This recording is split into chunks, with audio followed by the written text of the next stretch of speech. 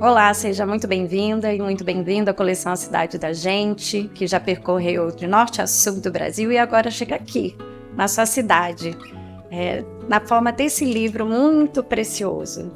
Esse livro é uma construção coletiva de escolas públicas, com a participação de estudantes e professores que investigaram e criaram textos sobre os patrimônios locais, patrimônios materiais, imateriais e ambientais da sua cidade. Super importante para criar uma referência, uma identidade, porque os patrimônios são a memória e a nossa identidade. Então, quando a gente trabalha isso a partir de gente da própria cidade, é uma visão muito particular e apropriada, e a gente trabalha muito além do incentivo à leitura e à escrita, a consciência crítica, a consciência cidadã. E esses livros agora também servem como uma referência perene no dia a dia da sala de aula, para que vocês trabalhem, né, todo o conteúdo do currículo e façam uso didático do livro para conseguir também promover uma aprendizagem significativa a partir dos saberes locais dos estudantes, escrito por pessoas da sua própria cidade. Esse é o convite para o nosso encontro de hoje, para que a gente reflita e pense desdobramentos e possibilidades de como fazer uso dessa obra coletiva no dia a dia de vocês. Meu nome é Gisele Germano, eu sou a coordenadora pedagógica do projeto A Cidade da Gente pela editora Olhares. Vamos nessa? Vou começar com uma frase de Luiz da Câmara Cascudo. Quem não tiver debaixo dos pés da alma a areia de sua terra, não resiste aos atritos da sua viagem na vida. Acaba incolor, inodoro e insípido, parecido com todos. Essa frase do nosso sábio, historiador, grande apaixonado pela cultura popular, Luiz da Câmara Cascudo, autor do Dicionário do Folclore e de tantos outros livros, revela a essência da coleção A Cidade da Gente, que é despertar, promover a nossa identidade cultural, a gente se reconhecer como cidadão e cidadã, conhecendo os nossos patrimônios, as nossas histórias, as personalidades, entendendo da onde a gente faz parte e como mudar essa realidade, porque só a partir dessa memória e dessa identidade a gente consegue preservá-la e também transformá-la, que é um grande objetivo da educação, não é mesmo? A gente educa para transformar a nossa realidade, para que a gente consiga construir essa consciência crítica e cidadã. Além disso, a Base Nacional Comum Curricular, ela destaca como uma competência geral exatamente a valorização e a utilização de conhecimentos construídos historicamente, sociais, fisicamente, e culturalmente. Então é muito importante que vocês façam uso disso, uso dessa obra literária construída a partir do saber local das suas cidades. Muitos projetos são possíveis, muitas possibilidades, desdobramentos a partir do uso do livro. De uma forma geral, é importante que a gente sempre pense em metodologias ativas, onde o centro é o nosso estudante, o nosso aprendiz, o que é interessante para ele também, para que a gente possa acoplar o currículo, né? As outras matérias, e a partir disso fazer muito mais sentido para eles. Vou trazer aqui alguns exemplos que a gente possa trabalhar pensando nessa questão dos patrimônios de uma forma mais global, mais interdisciplinar. Depois, no próximo vídeo, a gente vai trabalhar capítulo por capítulo de um livro, para que vocês vejam assim, as imensas, infinitas oportunidades de trabalhar com cada tema e com as diversas disciplinas. Pensando num uso global, do livro didaticamente, a primeira coisa que vem à nossa mente, ao nosso coração, é leituras e releituras, dramatizações das histórias aqui contadas.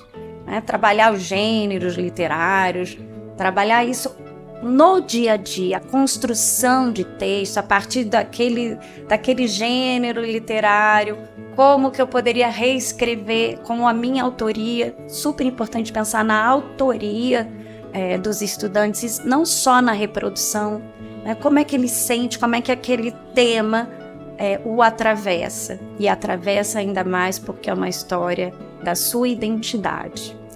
É isso que a gente não pode nunca perder de vista. Então, as leituras e releituras, elas são assim, a base fundamental desse livro.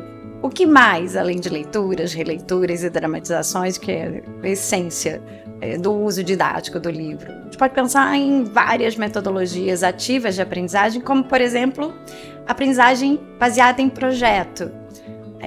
Pensar, quem sabe, num circuito turístico com os patrimônios retratados no livro, que os estudantes investiguem, pesquisem, criem esse circuito, criem um guia de turismo para que todo mundo conheça a cidade de vocês. Isso por si só engaja os estudantes, e eles também vão aprendendo sobre os patrimônios, sobre as suas identidades, e sobre os saberes locais. E podem conversar ainda com seus familiares, ver como toda essa história do patrimônio atravessa gerações, né? E vai criando essa memória afetiva também, acima de tudo.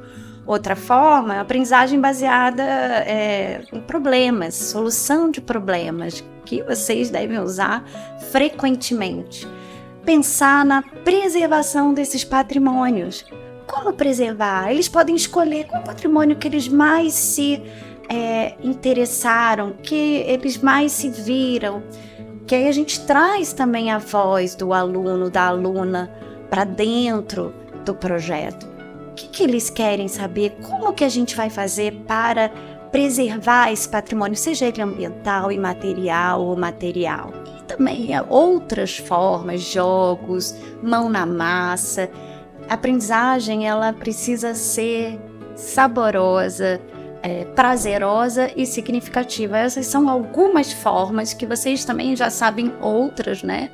A minha intenção não é trazer assim explicações do como, e sim inspirações para que a gente amplie a nossa perspectiva de como usar didaticamente essa riqueza sobre a nossa cidade. Agora, o como utilizar, eu trago também uma curadoria aqui para vocês, que eu uso. Curadoria é super importante.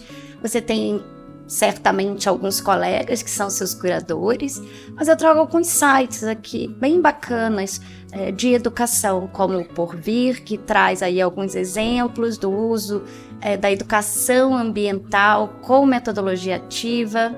A Escola Nova, que é um exemplo também falando do uso do rap, que é uma linguagem muito próxima dos jovens. Como é que a gente coloca o rap, ou usa o rap, às vezes até está retratado no nosso livro, usando o saber local, o patrimônio ali retratado. E o outro é o Instituto Catalisador, que fala de rodas, de criatividade, de rodas de conversa e de inovação. Então aqui eu deixo para vocês, se vocês quiserem capturar aí no QR Code, uma curadoria para ainda inspirá-los de como trabalhar esses temas no dia a dia de vocês. No próximo vídeo a gente vai falar especificamente dos capítulos por disciplina. Agora a nossa conversa foi mais de uma forma geral de como a gente aproveitar tudo isso a nosso favor e aprender muito também. Muito obrigada e até a próxima. Olá, meu nome é Sibélia Zanon. Eu escrevi, junto com os alunos e os professores da Rede Municipal de Guaíba, o livro Guaíba, Cidade da Gente.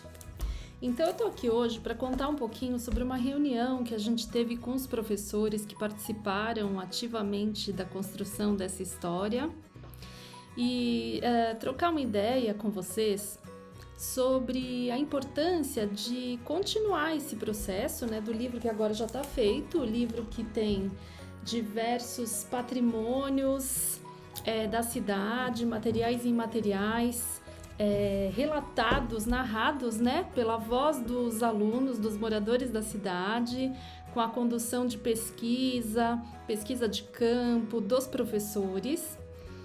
E a gente teve uma troca hoje com esses professores e eu gostaria de trazer um pouquinho da ideia que esses professores trouxeram de como esse livro pode continuar vivo, né? E continuar fazendo parte das salas de aula, mesmo das salas de aula, das crianças, dos alunos, adolescentes que escreveram o livro. Mesmo nesse caso, cada sala específica se ocupou de um patrimônio, né, da cidade. E são vários. Aqui no livro, a gente tem 12 patrimônios que foram escolhidos. Então, mesmo os alunos que ajudaram a escrever, eles têm ainda bastante coisa para desbravar a respeito dos outros patrimônios. E a gente estava pensando em como usar todo esse material que foi feito de uma forma didática em sala de aula.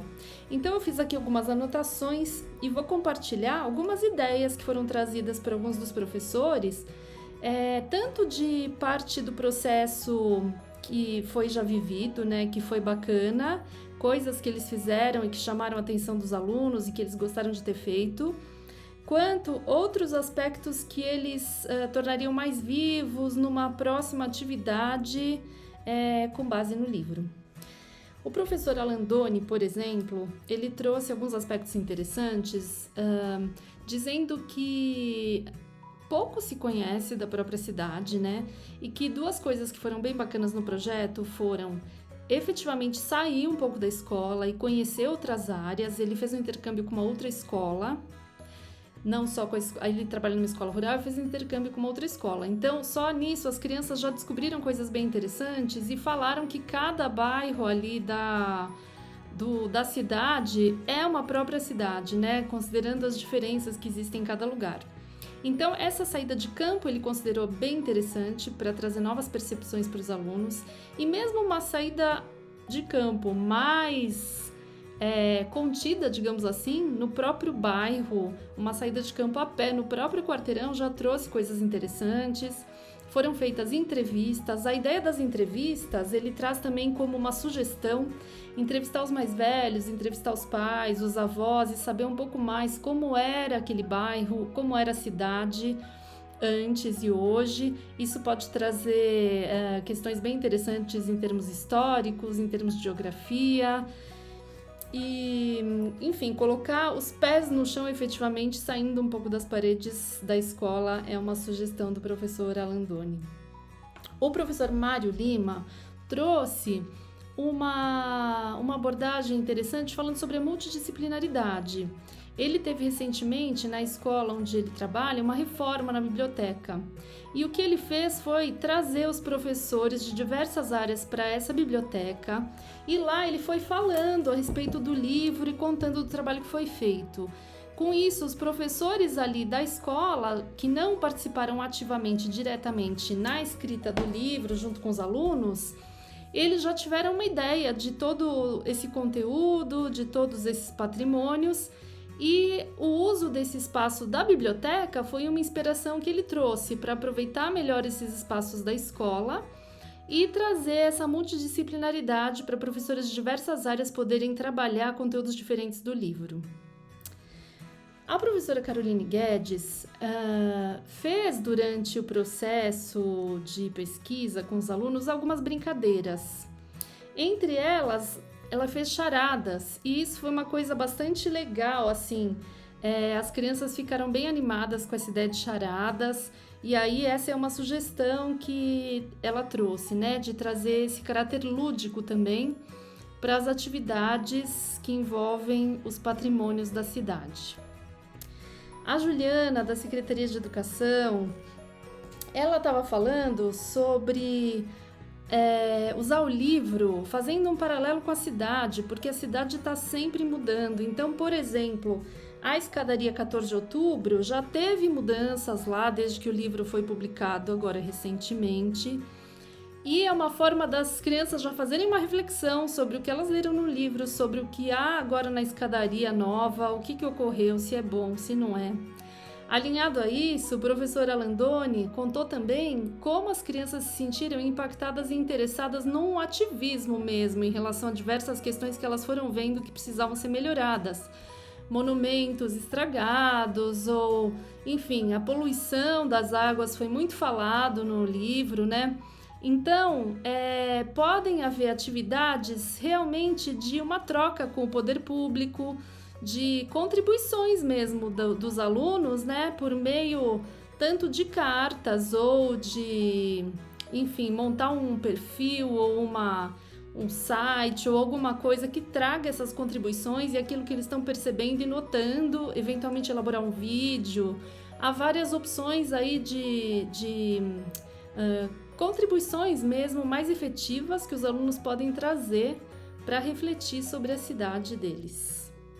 Então a reunião foi bem proveitosa e eu acho que essas foram as contribuições que a gente pode deixar por aqui hoje para a continuidade do uso do livro de forma didática, contribuindo para essa ideia de enraizamento, né? Porque afinal a gente tem as plantas dos pés e as plantas dos pés estão de alguma forma plantadas em algum lugar. E que lugar é esse e qual a contribuição que a gente está trazendo para esse lugar?